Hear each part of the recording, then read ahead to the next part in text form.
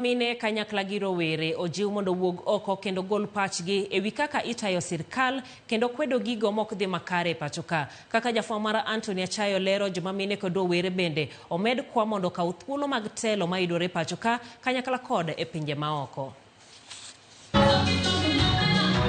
E kinde nyasi mar abich mar dhialo kenge mag jogo makedo ne kit oganda jo Afrika, ma bende ong'ere kaka The Fifth African Symposium, mano bagi e bomano ma Nairobi, jondik buge mopogre mawuok pacho ka kod mago mawuok e pinje mamoko mag Afrika notiyo gi thuolo makamano e nyiso kaka gisebedo ka giketo ne ratich oganda kokalo kuom tijgi mar ndiko. Writers nigi big role magitimo nyaka sani. One give very heavy role. We have to teach the society. Gidok mora kata sani wa muakoro wandiko nyaka en dholuo do mijikenda dok mangato nyalo winjo. Wandiko short stories, wandiko poems, to wandiko even novels maji nyalo somo mondo mi ging'e gik matimore e sirikal, nikech wan modhi school to kendo wang'eno gigi to wanyalo tiyo gi dok moro mwanyalo wacho godo adieri to yieno be kisome to chalo story. Joma mine kachiel gi rawere gin jogo maponi gi luoro mar keto pachgi e lela ahinya to wechego mag telo. Alena Zahir, ma en jandiko mang'ula mawuok e piny mar Uganda, nojiwo joma mine wetene kanyakla gi rowere mondo chung' motegno e kedo ne ratichgi kendo kaw thuolo mag telo. We cannot restore Africa without restoring the woman of Africa. The woman of Africa must rise first before Africa can rise.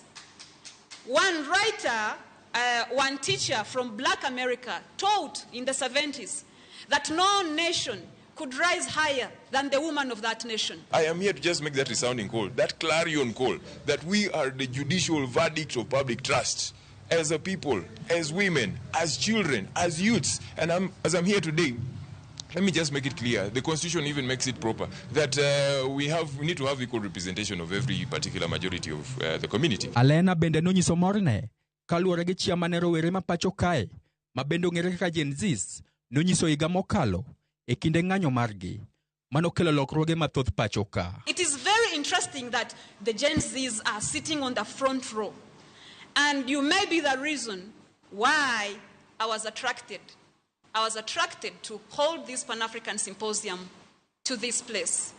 You sounded the drums and you created the energy in the world that was telling us, all of us, that change is coming. Jondiko go bende nokwedo okang' mane sirikal okawo mar tamo jopuonjre masomo e skund nyiri ma Butere Girls nyiso tukgi mar Echoes of War e kinde nyasi mag tuke drama e kaunti ma Nakuru, gino manokelo mbaka mathoth pacho ka. Abedo gi buok kabisa ka nyithino ma Butere Girls ka onego perform national exam to itamogi gi government, itamogi gi leaders monego bedni chung kodgi mondo nekech literature en gimonego bedni bedo kiyo ne piny. Ji neno, ji puonjore kowuok kuom, ji winjo mor kowuok kuom literature. To mae gima nosetamo government mondo tolerate nyithinda ma tugo. Anthony Achayo, Ramogi TV. Lipon noero mar Anthony Achayo ma bende koro terowa e yweyo mokwongo e wechegi manyien mago